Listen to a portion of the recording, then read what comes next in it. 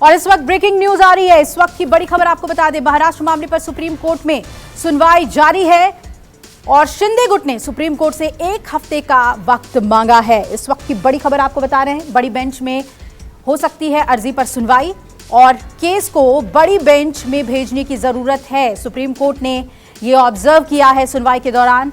तो महाराष्ट्र मामले में थोड़ी देर में फैसला आ सकता है। क्या लार्जर बेंच को यह मामला भेजा जाएगा?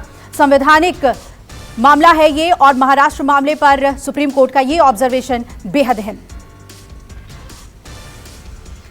और सीधा रुख करेंगे, मेरे सहयोगी विनोद जगदाले इस बड़ी खबर पे हमारे साथ जुड़ रहे हैं।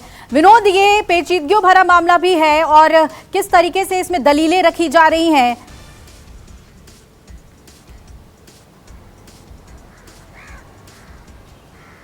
देखिए, आपने देखा ही होगा कि दोनों तरफ के वकीलों ने अपनी दलीलें वहां पर रखी है। हरीश साल्वे ने कई बातों का जिक्र वहां पर किया है कि अगर 20 विधायक किसी के साथ नहीं है तो मुख्यमंत्री पद पर कैसे रह सकता है। हरीश साल्वे ने यह भी कहा कि पार्टी में रहकर आवाज उठाना, इसे बगावत नहीं कहा जा सकता और अब तक शिंदे गुट के कोई भी विधायक किसी भी पार्टी में शामिल नहीं हुआ है।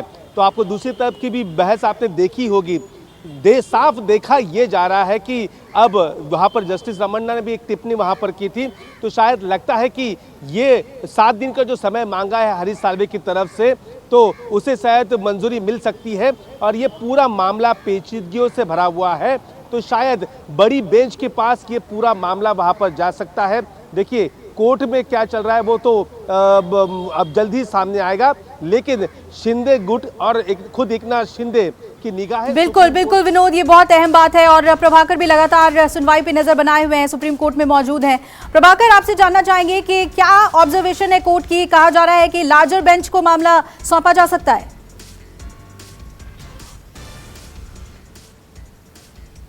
निश्चित तौर पर सुप्रीम कोर्ट ने हालांकि ये आदेश तो नहीं दिया कि लार्जर बेंच को चला जाएगा मामला, लेकिन सीजेआई ने अपनी टिप्पणी में इस तरह का संकेत जरूर दिया है कि इस मामले में कई कानूनी पेचीदगियां हैं, कई कानूनी ऐसे सवाल हैं जिसमें बाद में शायद सुनवाई के दौरान बाद में इसकी ज़रूरत पड़े और बाद में शायद इसे लार्जर बेंच को भेजा जाए। तो उन्होंने कहा कि इससे कोर्ट का समय बचे, इससे बेहतर है कि हम पहले ही क्यों नहीं इस लार्जर बेंच को भेज दें। और इस मामले में दोनों पक्षकारों की तरफ से इस पर एक तरह से सहमति बन गई है कि लार्जर बेंच को भेजने में कोई दिक्कत नहीं होगी। लेकिन जो महत्वपूर्ण बातें हुई हैं वो ये हुई हैं कि गवर्नर को लेकर के जो टिप्पणी की गई, कुछ आपत्तिजनक शब्द की बात हुई है। उसके बाद उनके तरफ से पेश हो रहे हरीश साल्वे ने कोर्ट पर में कहा कि इस मामले में गवर्नर को पक्षकार बनाया गया है, लेकिन जिस तरह की शब्दावली का इस्तेमाल किया जा रहा है वो उचित नहीं है। गवर्नर एक संवैधानिक पद होता है और उस पर उनके खिलाफ उनके पर बोलने के लिए कुछ वो होना चाहिए, मर्यादा होनी चाहिए। ये बातें कहेंगे। दूसरी बात जो महत्वपूर्ण आर्गूमेंट हुए वो बहुत ज़रूरी हैं, वो ये कि उद्धव ठाकरे के वकीलों की तरफ से बात कहा गया, अभिषेक मनु सिंघवी और कपिल सिब्बल की तरफ से कि इस मामले में जल्दी से जल्दी सुनवाई पूरी की जानी चाहिए, क्योंकि ये जो सरकार है अवैध सरकार है, जिस ढंग से सरकार बनी है वो नहीं है और ऐसे में इस सरकार को ज़्यादा दिन नहीं चलने देना चाहिए। अगर ऐसा होता है तो इससे डेमोक्रेसी के साथ मजाक हो रहा है। दूसरी बात ये कि हरीश साल्वे ने बहुत महत्वपूर्ण बात कही, जो बार बार दलील दी जा रही है एकनाथ शिंदे की तरफ से। उनके तरफ से ये कहा गया कि चूंकि जो बार बार ये कहा जा रहा है कि जो विधायक एकनाथ शिंदे के साथ गए थे और उनको अयोग्यता का नोटिस जारी किया था, दरअसल दल बदल कानून की एक शर्त होती है कि विधायक पार्टी छोड़कर जाते हैं और वो उसके लिए बाद अयोग्यता होती है उनकी। चूंकि यहाँ पर कोई भी विधायक पार्टी छोड़कर नहीं गया है, उन्होंने पार्टी केवल अपना नेता बदल लिया है। ऐसे में ये कहना कि वो अयोग्य हो गए ये सही नहीं है। डिफेक्शन के लिए जरूरी होता है कि पार्टी छोड़कर विधायक दूसरा पार्टी ज्वाइन कर ले। तो उन्होंने कहा, हरीश साल्वे की दलील थी कि ऐसा यहाँ पर नहीं हुआ है, यहाँ पर सिंपली अपना विधायक अपना नेता बदल लिया गया है, तो इसमें एंटी डिफेक्शन लॉ लागू नहीं होता है। ये दलीलें चल रही हैं अभी। तो बड़ी खबर ये है कि इस बात की पर्याप्त संभावना है कि इस मामले को सुप्रीम कोर्ट लार्जर बेंच को भेज दे, क्योंकि इसमें जो एक कानूनी पहलू है, मुझे लगता है कि दर्शकों को भी समझना चाहिए, वो ये कि क्या अल्पमत की सरकार, जो सरकार पहले से है और वो सरकार अल्पमत में हो गई है, तो क्या ऐसे में उस सरकार का जो नेता होगा या उसका जो स्पीकर होगा या उसका जो विप होगा, वो बहुमत वाली या बड़े धड़े को उसने अगर कोई व्हिप जारी किया है या कोई निर्देश जारी किया है वो लागू होता है या नहीं होता है, एक बहुत ही कानूनी तकनीकी मामला है जो शायद अब तक सुप्रीम कोर्ट ने इसे डिसाइड नहीं किया है। यहाँ मामला आपने देखा कि किस तरह से बड़ा धड़ा था वो एकनाथ शिंदे के साथ चला गया था और कम विधायक बच गए थे उद्धव ठाकरे के पास। तो यहाँ पर यही सवाल है कि जब एक बड़ा समूह, विधायकों का बड़ा समूह उद्धव ठाकरे को छोड़ चुका था, उनके खिलाफ चला गया था, तो ऐसे में उद्धव ठाकरे के खेमे के द्वारा जारी किया हुआ अयोग्यता का नोटिस हो या व्हिप नोटिस जो जारी किया हो, उसकी क्या वैलिडिटी होती है, क्या होना चाहिए, दल बदल कानून क्या कहता है, उसका इंटरप्रिटेशन मुझे लगता है कि सुप्रीम कोर्ट को करना पड़ेगा। और यही तकनीकी पहलू है जिस पर देखना है, विचार करना है, और इसीलिए सुप्रीम कोर्ट इस मामले को लार्जर बेंच को भेजने के लिए सोच रहा है।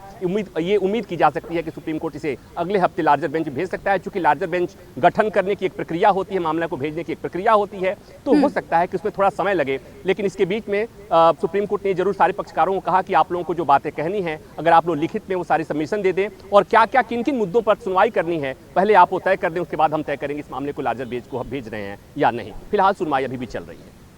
बिल्कुल। और प्रभाकर, ये भी बड़ी खबर आ रही है कि अब इस मामले में 1 अगस्त को अगली सुनवाई होगी। तो अभी ये क्लियर तो नहीं हुआ है कि लार्जर बेंच इसकी सुनवाई करेगा या नहीं, लेकिन वक्त मिल गया है। जो शिंदे गुट मांग कर रहा था कि हमें 1 हफ्ते का और वक्त चाहिए, क्या दलील है इसके पीछे?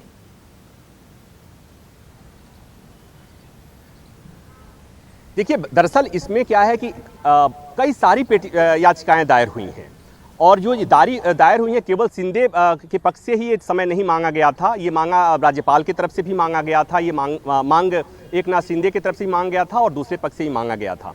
तो ये समय दरअसल इसलिए मांगा गया है कि अपने अपने तरफ से इनको अपनी दलीलें रखनी है, अपने अपने हलफनामा दायर करने हैं, तो कोर्ट ने उसे समय दे दिया है। लेकिन जो मैं समझ पा रहा हूँ कि समय इसलिए दिया गया है कि कोर्ट ने चूंकि पहले ही संकेत दे दिया है कि इसमें वो कौन कानूनी पहलू होंगे जिस पर पक्षकार चाहते हैं कि आगे सुनवाई हो।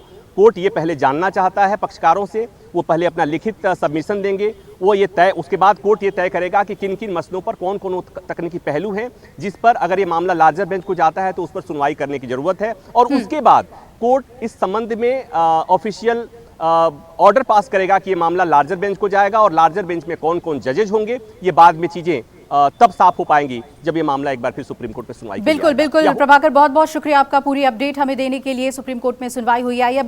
नमस्कार, मैं हूं मानक गुप्ता। अगर आपको हमारा ये वीडियो पसंद आया हो तो इसे लाइक और शेयर जरूर करें और हाँ, हमें सब्सक्राइब और फॉलो करना ना भूलें ताकि आप देश और दुनिया की कोई खबर मिस ना करें। तो जुड़े रहिए हमारे साथ और देखते रहिए न्यूज़ 24।